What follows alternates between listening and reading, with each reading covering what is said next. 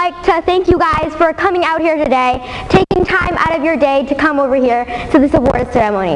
Also, I'd like to thank the coaches and the BDL staff and facility. We wouldn't be here without you.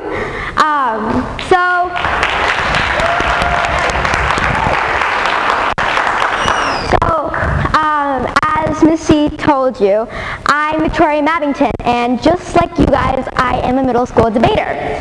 And I'm here up on this stage to share my story. So around November of 2016, I was diagnosed with cancer, hence the short hair.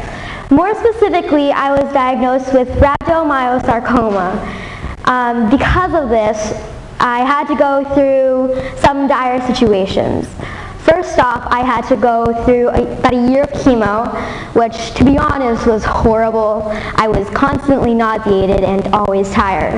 I had to go through about a month of radiation, and I also had to go through a surgery that I'm still trying to recover from to this day. I also, for some reason, went through like bursts of depression, where one day I'd be all happy and joyous, then the next I'd be lying in bed silently crying. But this situation really changed my life and how I perceive life, both for the good and bad. Because, first off, if you do have this, you learn to remember things and love things because you never know what would happen next. So when I did join BDL, I was actually finished with chemo, but it still scarred me for life, literally and figuratively. I had these traumatic memories of, chemo and radiation, and even if I have like a whiff of the soap that they use to clean the hospitals, I would immediately start gagging because this rush of memories would come back and it would just, punch me in the face. But debate has helped me in so many ways that I can't even imagine. It's helped my social skills and my public speaking skills, cooperation, organization, and planning. But most important to me, confidence. This may come to a shock to some people I know, but it's true. I do have a lot of social anxiety and confidence problems. So I have this mask, this figurative mask. It's a mask of a perfect girl who gets straight A's and has good relations with teachers, everybody adores. Just the perfect image of a girl that you can imagine.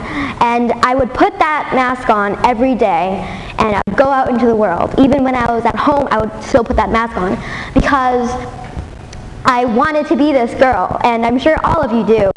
But why did I put this mask on? I put this mask on because I was afraid. I was afraid if I don't meet up to people's expectations, they would shut me out and I would be lonely for the rest of my life. But this is caused mostly by my social anxiety, and everybody has social anxiety, but some cases are more extreme than others. And social anxiety for me has caused many problems in my life. One of which was that people would easily take advantage of me. I'm a people pleaser. That's just who I am. I please people, and unfortunately, I please people no matter what the price. My habit has gone wild. People would ask me to buy things for them, and they wouldn't even pay me back. So I would make my parents go buy things that I didn't even want out of their own pockets, just so that they would like me better. And they would do these things like ask for test sheets and homework answers, and I would give them to them. And I would be in self-denial.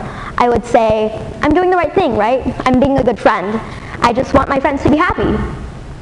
I was not being a good friend. In fact, I was being a horrible friend. Friends help each other grow and be their best self. But I was fueling their bad habits, and they were fueling mine. So what debate has taught me was to take off my mask and to reveal who I am in real life. That I'm a weirdo, and I'm proud because that's who I am.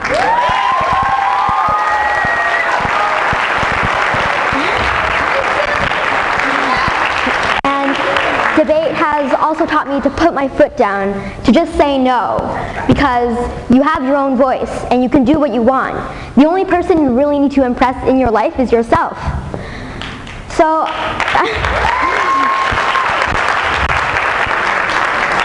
I'm going to tell you a little story of how my life turned around.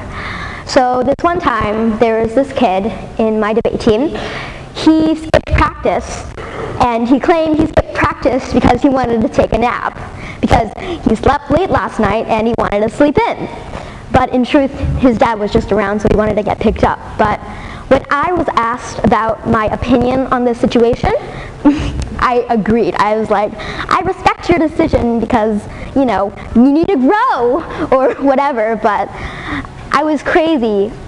But my vision and my perspective was fogged by the fear of people shutting me out, of people whispering behind my back saying, oh, she's a bad captain because she scolded at this guy and she wasn't nice at all, and why is she even our captain?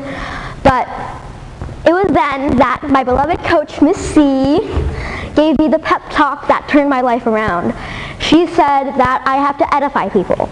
She said that I have to guide them to be their best selves, and I needed to tell them the truth because it's tough love. You need to make sure that they can become their best selves, because if you don't and you fuel their bad habits, then they will just go on to lead bad paths in our lives. So it was then that I learned how to put my foot down, be honest, and not be afraid of what people and what society thinks of me. And this situation also taught me that you have to work hard to get what you want. Do you see those people at the top, the ones they're living the life, living in luxury condos or like driving around in limousines or whatever they do? They didn't wake up like that. They studied hard and practiced hard. They pulled all-nighters. They did everything they could, and they worked all their life to get to that point. So you have to work hard to get where you are. And these people that I mentioned in my speech, I'm not saying that they're bad people, because life's a learning experience. It's just they didn't learn how to react to that situation yet. That guy who slept in,